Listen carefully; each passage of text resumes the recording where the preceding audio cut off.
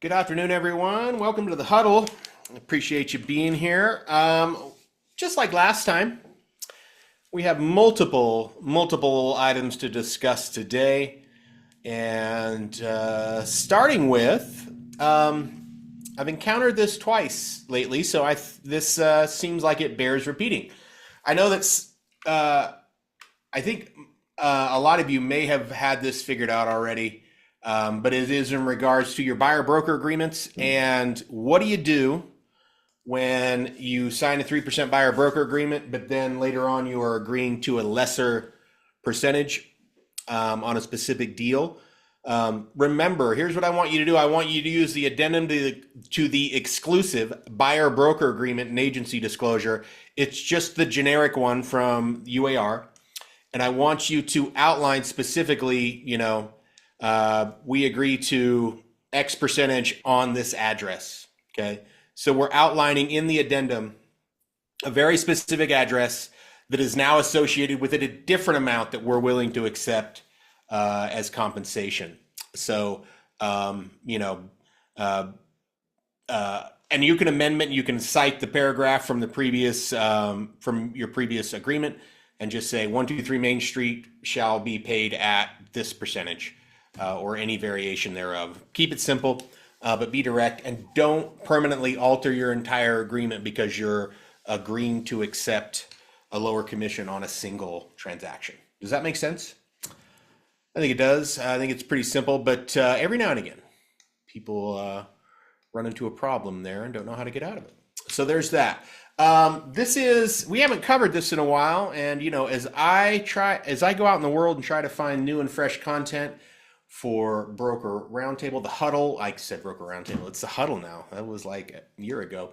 I do come across this. So, this is Berkshire's own form. So if you have a client that you're doing deals with and, let's say they have a transaction fall through and you're going to put another deal under contract in a short period of time, and, the whole logistics of getting the money out of our broker's trust account back to your client and then back to our broker's trust account seems monotonous and unnecessary. Well, you are correct.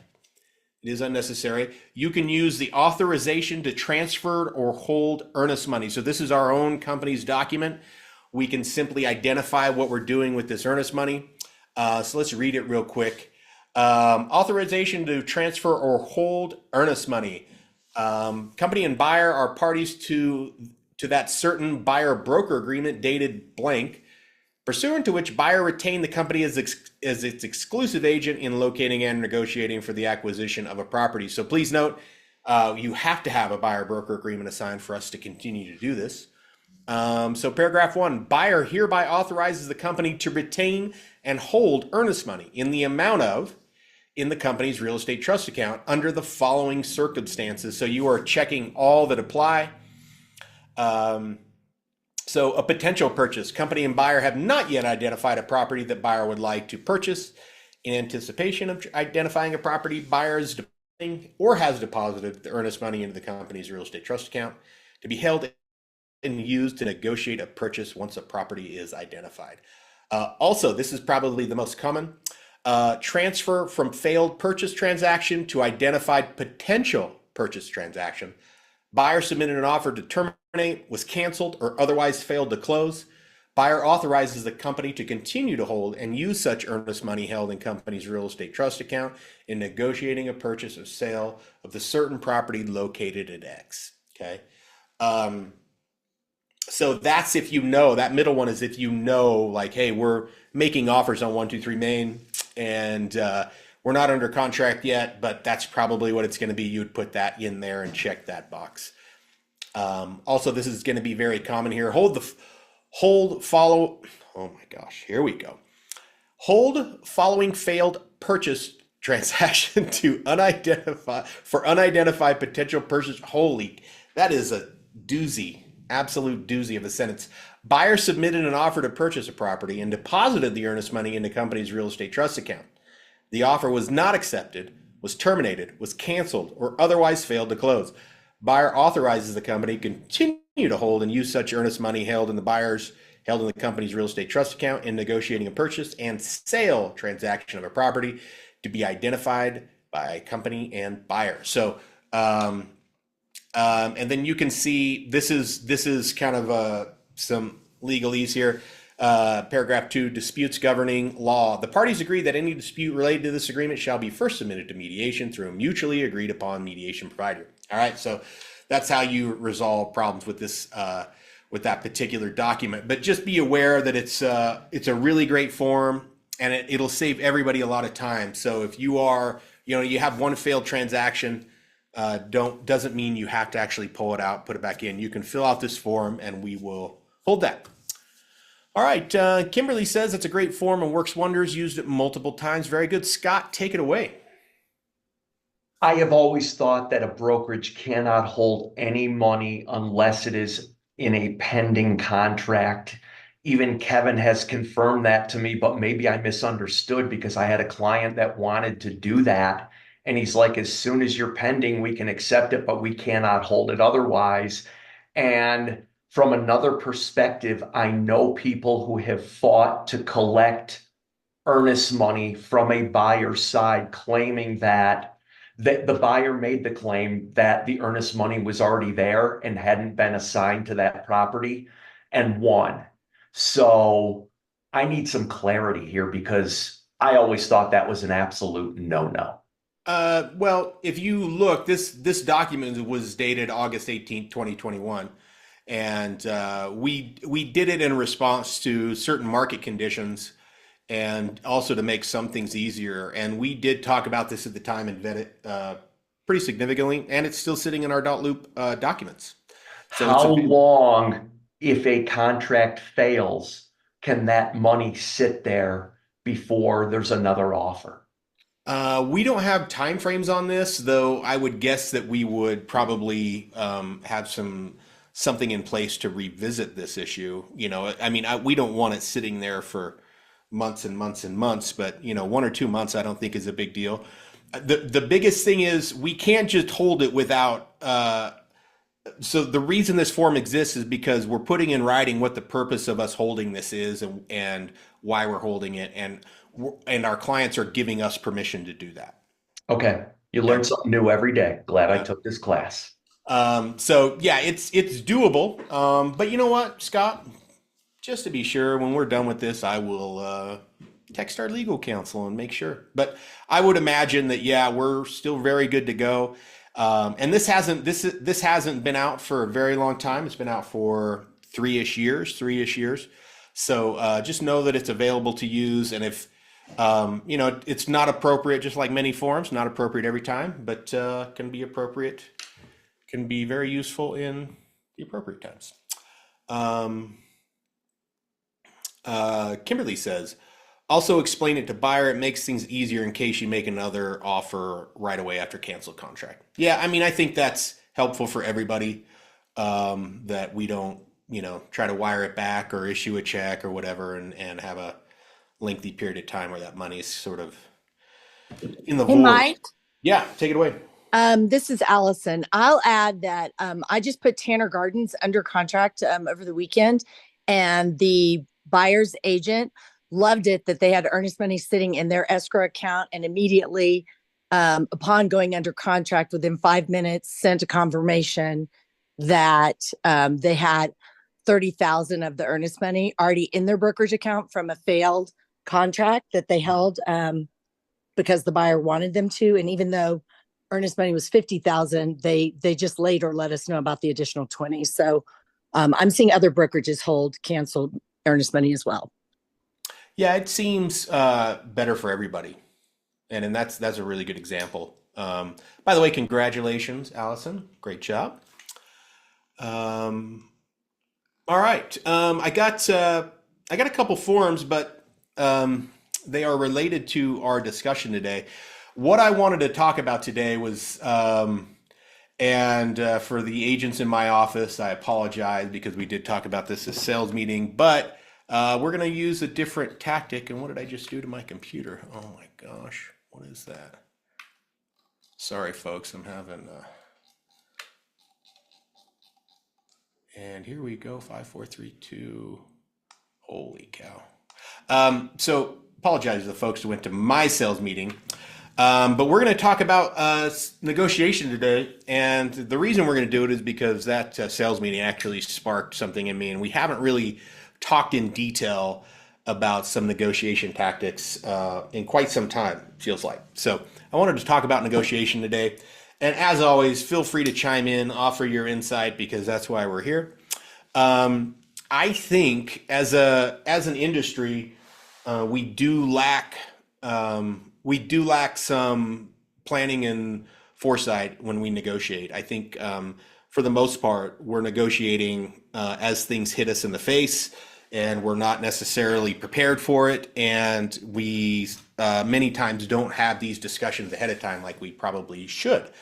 So we're gonna talk about attempt to talk about some very specific scenarios, maybe how to handle them.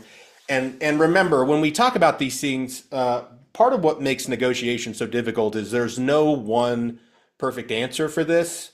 Many of these things are situational. So when we talk about this, know that, we're speaking generally and that each scenario may require something different. Part of the problem with negotiation too is that it does require experience and failing and just getting better as you go along. But let's talk about the things that we can do. So one of the things that I think we can do better as an industry is on negotiation is when let's do it in the place of the seller right now that we're representing a seller. How many people have sat down with your seller? Let's say, we've negotiated everything and we have a listing up.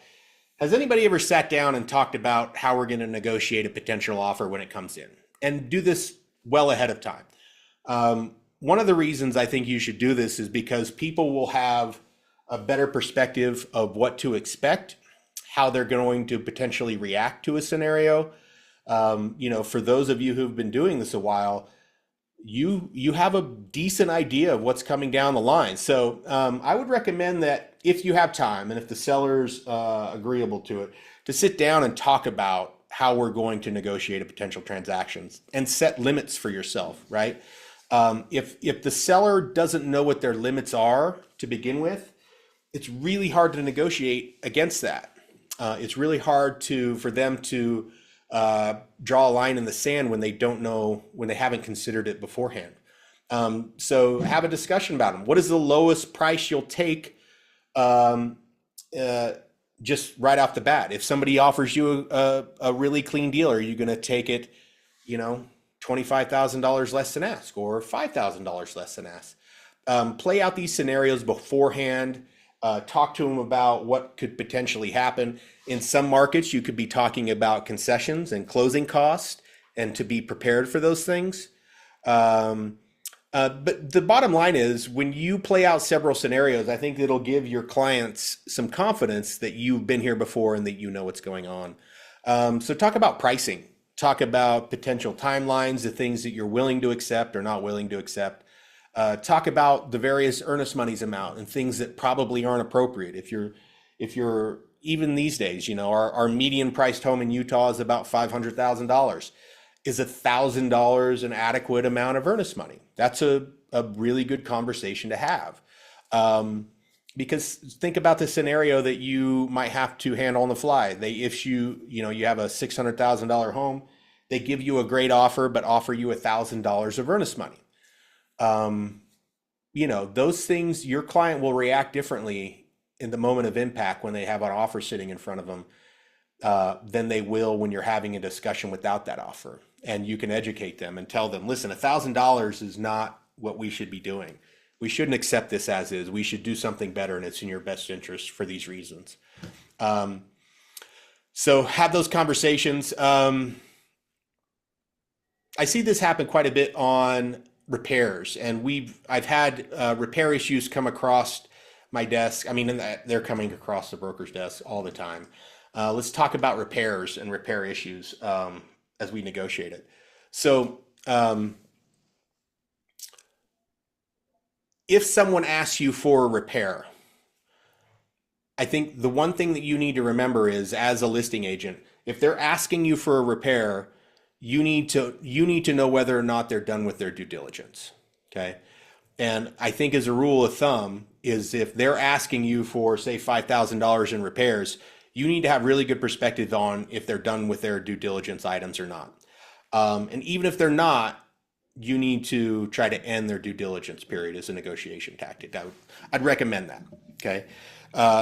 Because why would we accept, why would we accept a certain amount, a concession, when we don't know that that certain item is finished? So, and conversely, like if people ask me this all the time when they're in their due diligence periods as a buyer agent, well, we have these repairs, but we're still waiting on the HVAC inspection, and it's iffy. So should we ask for these repairs now because we know we're going to, or should we wait and see?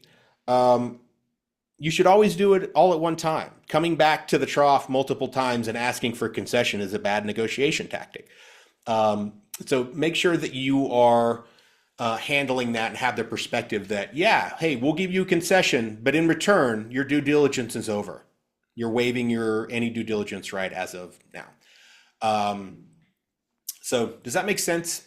Has anybody ever successfully asked for your due diligence period to be over after negotiating some repairs? Or are you doing that? My question would be, are you actually doing that, asking for their due diligence period to be over? Scott says every time. I think that's the right strategy. If they say, hey, I've done my inspections, here's what I want, great. We might give it to you if our negotiations, or if your due diligence period ends today, if we agree to that. Is that correct? So consider that. Yeah, Mike, the bottom of that resolution of due diligence form, there is actually a box where due diligence is over or is not over. And I always tell my agents, if you're going to ask for these repairs, I would, if I was the seller, I wouldn't sign this unless you were done. They don't want to have you coming back nickel and diming them to death and asking for more and more all the way up to closing or until the end of the due diligence deadline. So if you really want to get this done, make sure that it's the end of your request. Get them all at once. Take one bite at the apple. I love that. And by the way, is everybody, I know when that form came out, that resolution of due diligence form came out, it wasn't received. I don't know if it was received well. It didn't seem like it was received very well. And there was a lot of agents were hesitant to use it. And I remember even some of our brokers weren't extremely confident or liked the language there. Is everybody using the resolution of due diligence form, just out of curiosity? Kim says, yes, I use it on every purchase when I rep the buyer. I think it's pretty handy. It's not the easiest flowing document. And I do think that, a few people may be a little nervous checking the right boxes and negotiating that way. I think we should be using it instead of, blank repsies. I think the hesitation is, will the lender be okay with it? Yeah. Whether we have a credit for repairs or credit towards closing costs or whatever. This has actually been created with in collaboration with the lending industry so that it would be something that would be acceptable to underwriters. So I haven't heard any underwriters or lenders rejecting that form. There we go. That's your best your best recommendation for that form. What you will get in trouble for is saying, hey, let's take care of this outside of closing and have a double contract. That's not good. No bueno there. And that brings up a good point. I mean, if you are, whether you're the buyer or the seller's agent, that should be one of the first questions. Well, what does your lender think? How does your lender want this worded? In some scenarios, like if it's a big ticket item, we definitely need our lender's input on this because, no transaction is worth being accused of loan fraud. Yeah. Also, consider these things. Part of my notes here said in extreme cases, when you're negotiating some repairs, if they're asking for a lot, you should also consider tightening up your finance and appraisal deadlines as well, right? If things get really tight, use everything at your disposal to negotiate something that's in your client's best interest. So be aware that those are things that you can use as well. Here's a rule of thumb that I think works really well. This is something my dad taught me way back in the day. No matter what somebody is asking for, always try to get something in return. So, oftentimes as a listing agent, when someone is asking for, we have earnest money that we ask for in return, and that's a really great tool. But it doesn't always have to be earnest money. It could be something simple. It could be, you know, changing a timeline by a few days. It could be changing certain conditions in the contract by a few days. But always ask for something in return. Don't give the impression as a seller that you're willing to, the desperation of, yeah, we're going to take it as long as you close, which is fine, right? We do have desperate sellers, and that's a real thing. But just because they're desperate doesn't mean that we should just allow them to run down the road of a transaction without some breaks, because if we don't guard them well enough and the transaction fails, we haven't done our job properly. So be aware of that. Also, if things get tough, so I didn't get a chance to talk about this at sales meeting. And by the way, this negotiation subject is huge and it's kind of fun.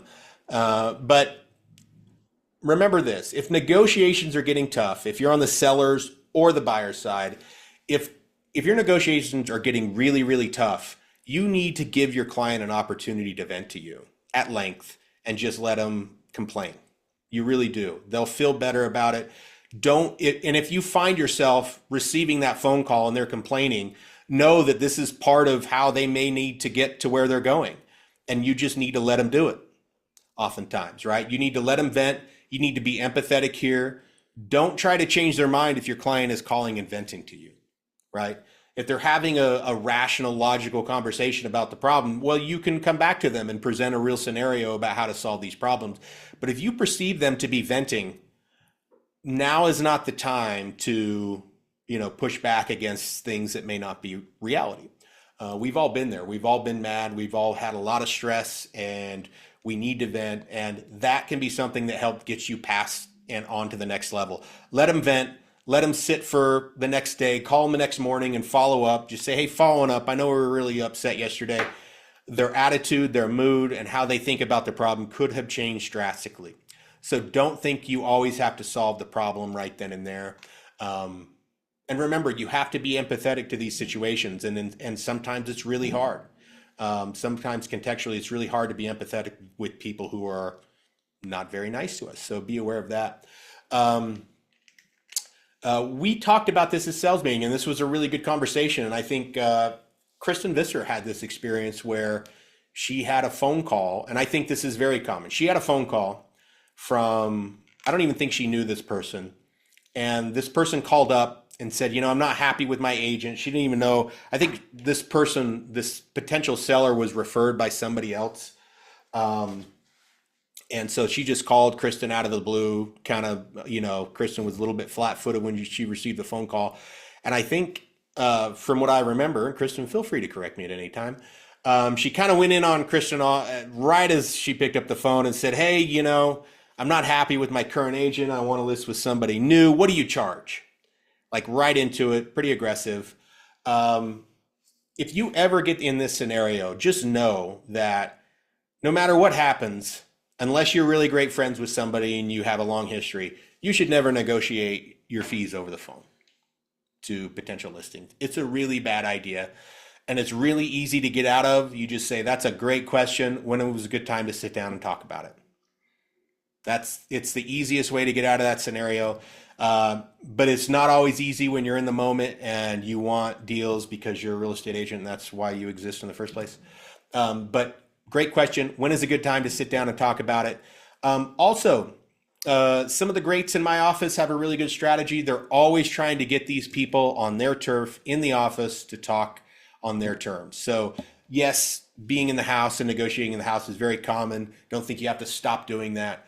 But I do know that I've seen a lot of agents bring their clients into the office, and their success rate of getting people to, agree to their terms, agree to their fees is a lot higher in the office. From my perspective, I don't have any stats, but I think that's probably the case. What do you think, Kevin? We used to call that CETO the client. come into the office and your close rate goes up like substantially, almost double.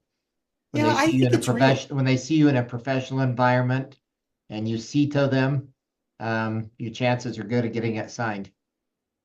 CITO, CITO. I'm going to use that term from now on. Thank you, Kevin.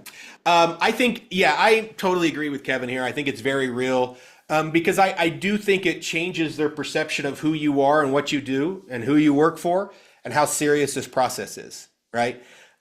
Because this process can be seen as something that's not that big a deal at on their kitchen table.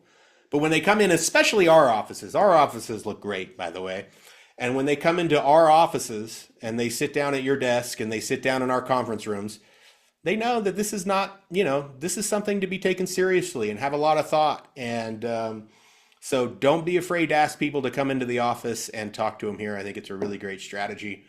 And by the way, in Kristen's case, if they just simply refuse to sit down and talk to you about it, and they only want a price quote over the phone, if there's ever a sign that you shouldn't do a deal with somebody, that might be the best sign.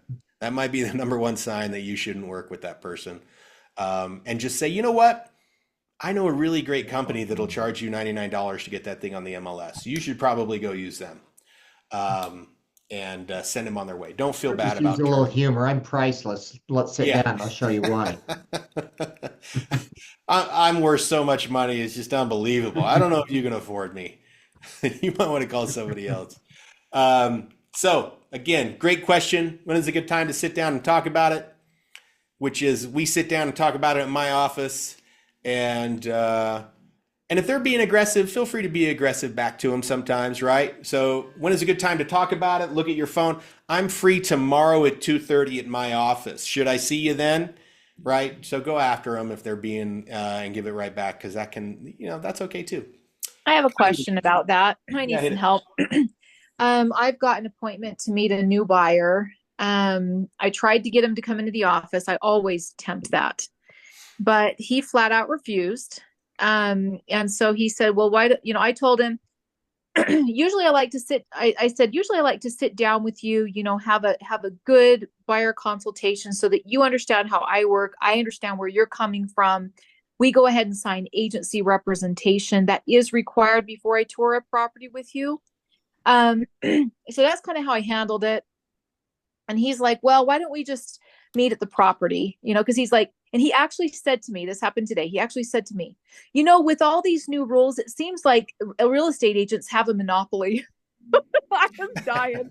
I laughed and I said, well, isn't that interesting? The different perspectives out there. I said, you know what? I'd love to talk at length with you about this. And that's when we kind of transitioned. So I'm going to meet him at the property, but I said, I'm going to have documents with me. I want you to be aware. This is a new rule. And so I want you to be prepared and I want you to be ready. And we do have some flexibility as to exactly what we sign, but it is required that we sign. And he got that. Help.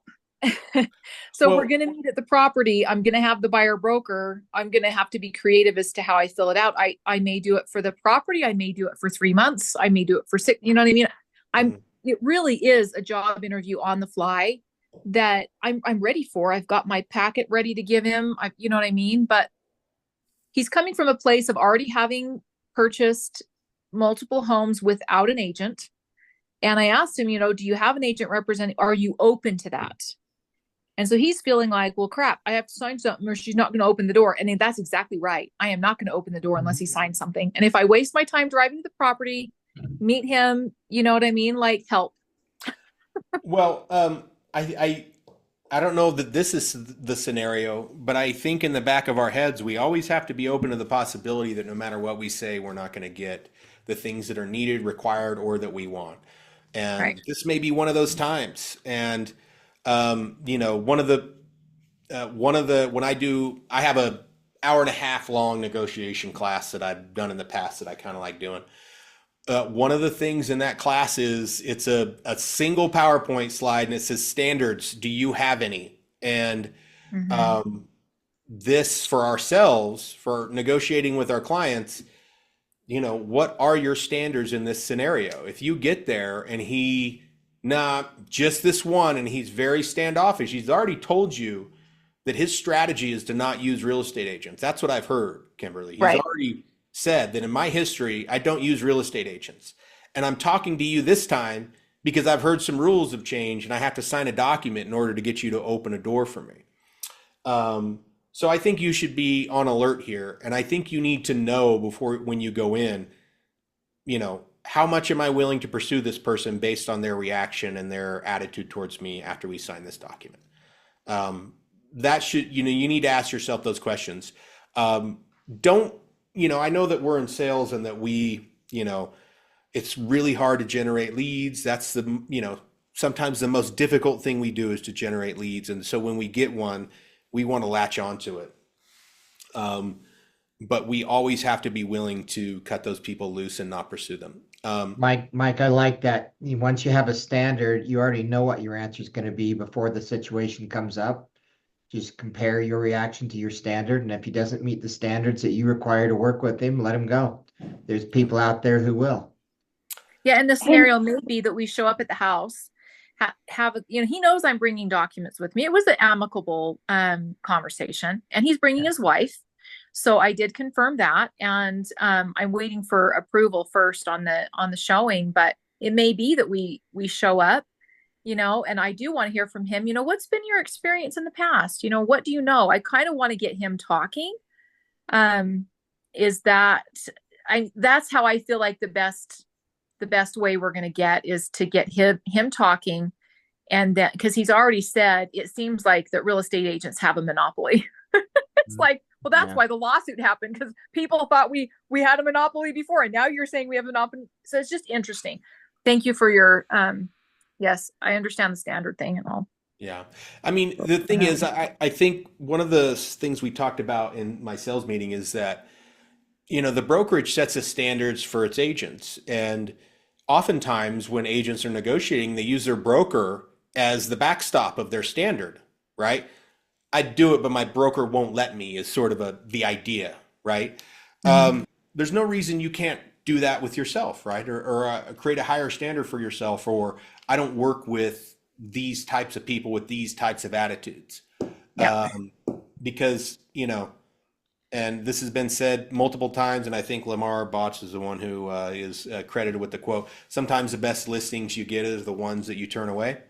Same goes for buyers. Like the misery that this guy could drag you through for the next, 60 or 90 days is not worth whatever fee you might earn, right?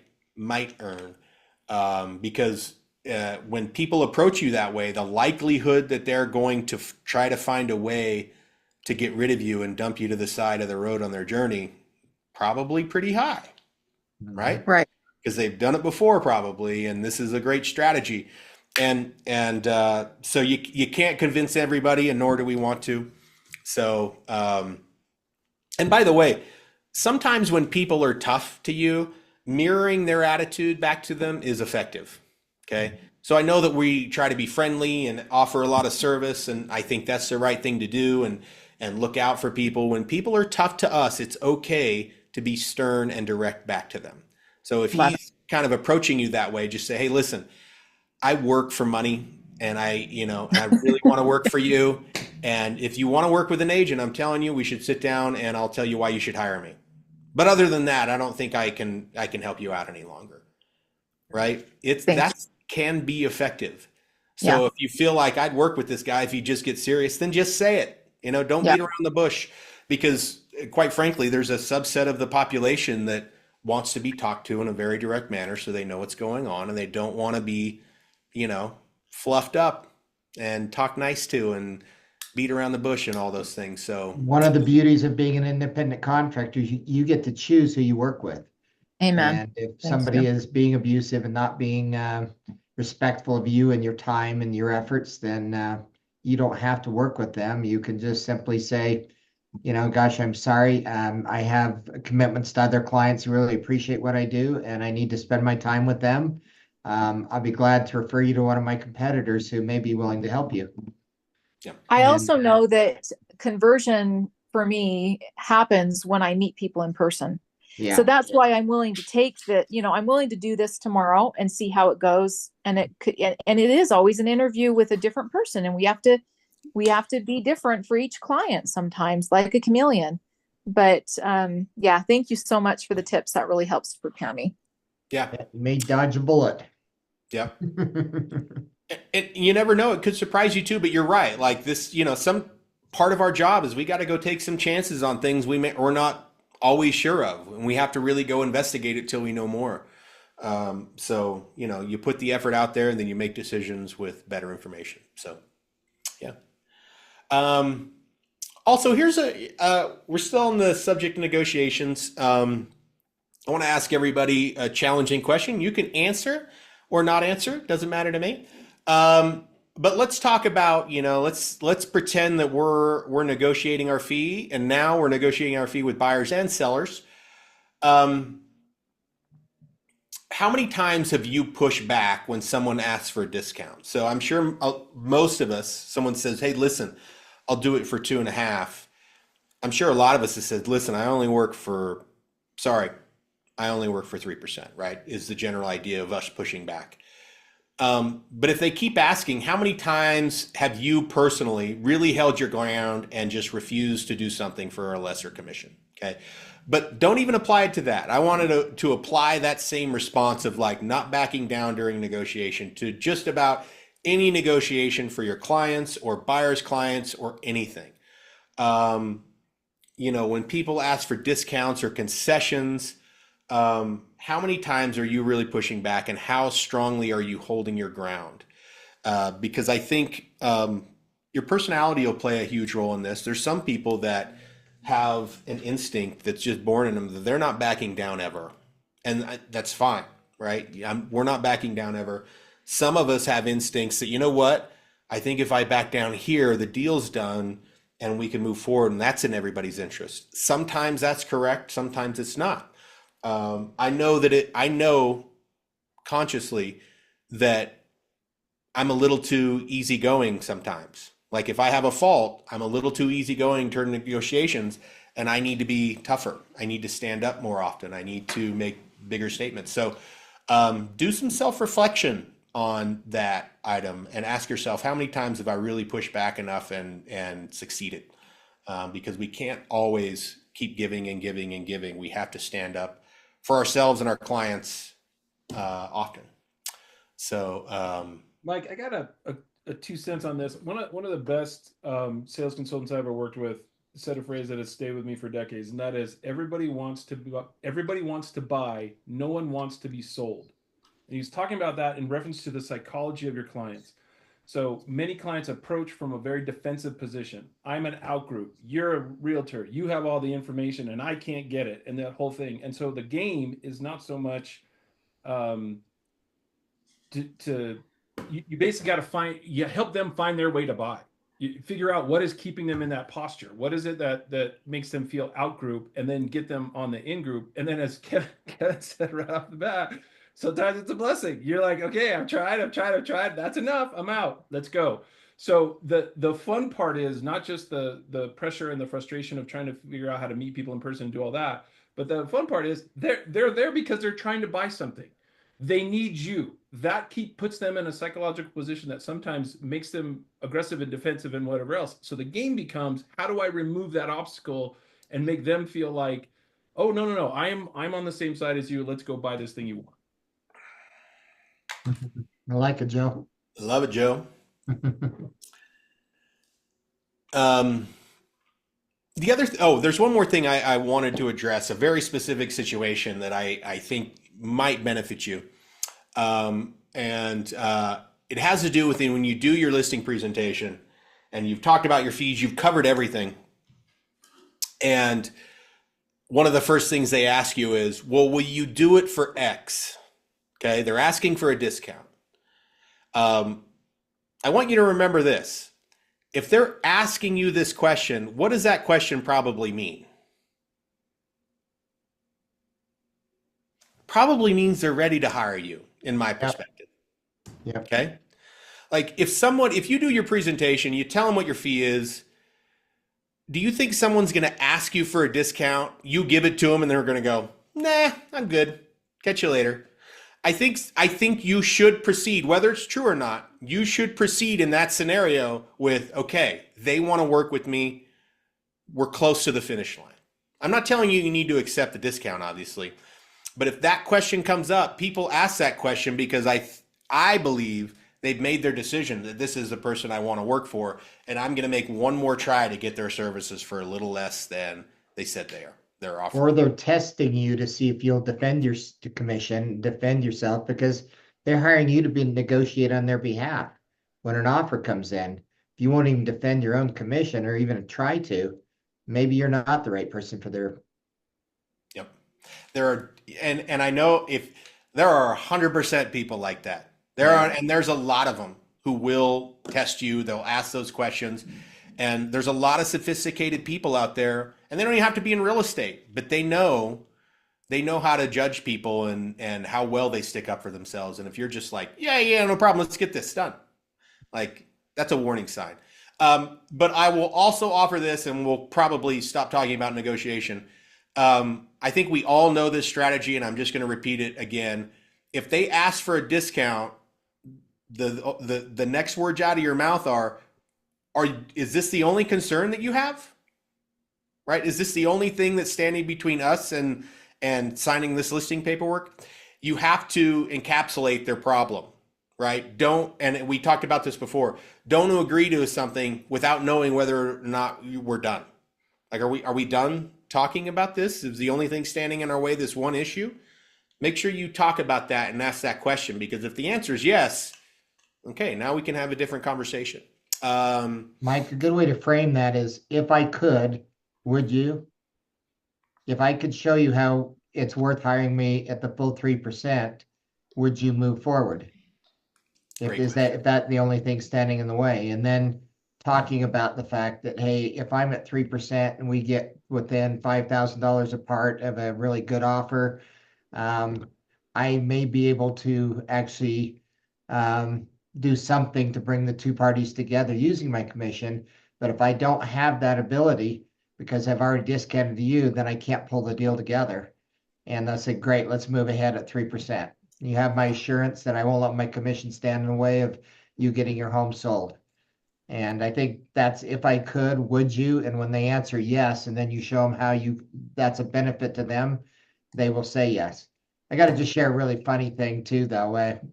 There was years back, they had a listing competition, videotaping people's listing presentations and overcoming objections. And this lady from somewhere back in the southern states was sitting there, and the guy that was role playing with her said, well, I would list with you, but this other agent I was talking to told me that they'd do it for 1%.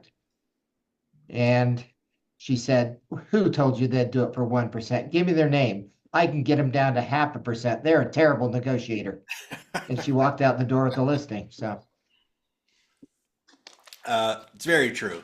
And for those of you who are relatively new and haven't been in those situations yet, just do exactly what Kevin is telling you to do, because it is effective.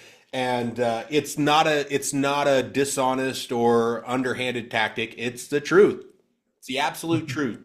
So feel good about saying it.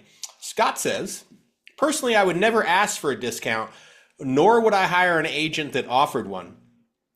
I think there is some truth to that. I do feel like that if I were interviewing an agent with everything I know, well, one, I would know the right agent when they did their listing presentation, and if I felt good with them, then I would feel good about paying them.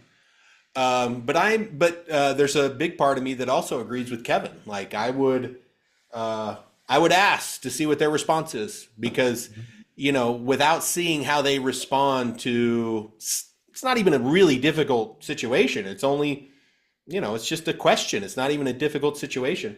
How they respond to that is meaningful to me. Because we all know that there's agents that do a ton of business that treat their clients like $1 million and they work really hard for them. And there's agents who do a lot of business who are churn and burn and on to the next one and let's go. and they don't care. So all of that can be true. And so, and by the way, those agents who are kind of the churn and burn type, they have great listing presentations, y'all. You know, they know how to sit down and convince people to sign paperwork. They may not take care of them afterwards, but they know how to get people to sign paperwork. Scott says, I agree with asking. I know there are those who ask just to find out how their agent is strong. Yeah, I'm with you. Like, I mean, knowing, I guess we're definitely biased, but knowing what I know about our business, I don't have a problem paying people a real fee at all. You know, sometimes it says that maybe you are not presenting yourself as a professional either. You haven't given a professional presentation or the reasons why they should hire you. Just think about this. If you went in and were talking to an attorney that you wanted to represent you, would you ask him for a discount, or your doctor? We usually don't ask professionals for discounts because we assume they are professional and they're charging a fair rate to represent us and, you know, give us correct recommendations on our health and things like that. But we don't typically ask professionals for discounts. And so maybe we need to work on our presentation a little bit. Yep. Our listing or buyer presentation.